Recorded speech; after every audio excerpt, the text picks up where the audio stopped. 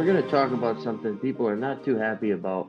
It's major insurers, right? They're raking in record profits after these big rate increases. And I felt that over the last 6 to 12 months, my renewals, especially on my rental properties, have almost been double. I've come on the show in the last couple of months and talked a lot about how insurance rates are going up and talked a lot about the reasons behind the scenes for that, and at the end of the day, insurance companies are a for-profit business. And the fact is that for a couple of years post-pandemic, they were not making profits, and at least not making profits that they were expecting to.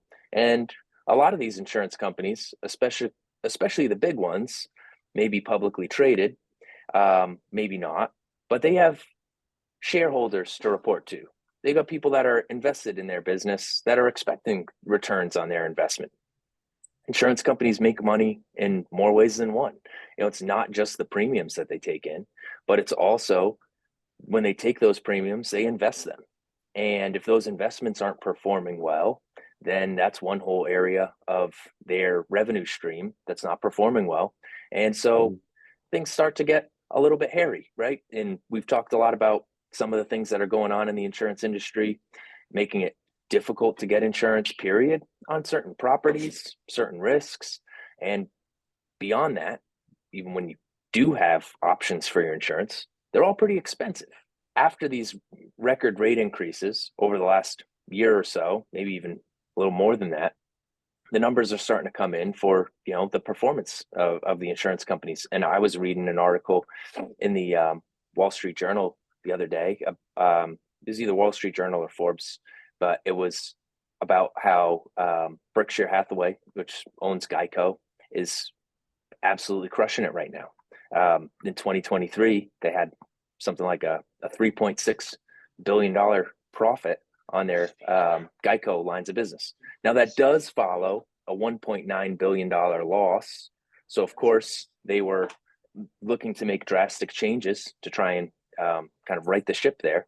But the ship righted itself in a big way. The pendulum has definitely started to swing in the other direction to where over the last year or two, rates have gone up substantially. Insurance companies have been extra strict on things. I mean, you know it, Greg, I'm sure, from, you trying to get a property insured is one thing, but then what happens after that? They send out the inspector, they got a million questions for you.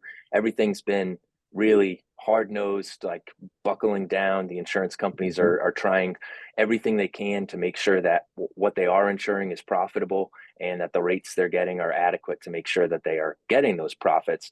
We're starting to see things kind of swing in the other direction. Now, in the short term, is this going to solve a lot of people's problems when it comes to what your household expenses are and the percentage of that you're spending on insurance going up?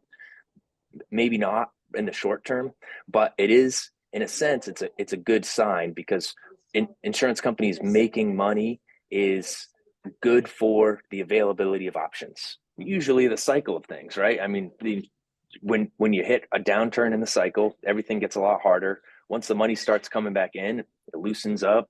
And so there will be opportunities to shop around a little bit more in the near future. If that's the silver lining in this whole thing, where insurance companies are definitely making a lot of money off of us right now.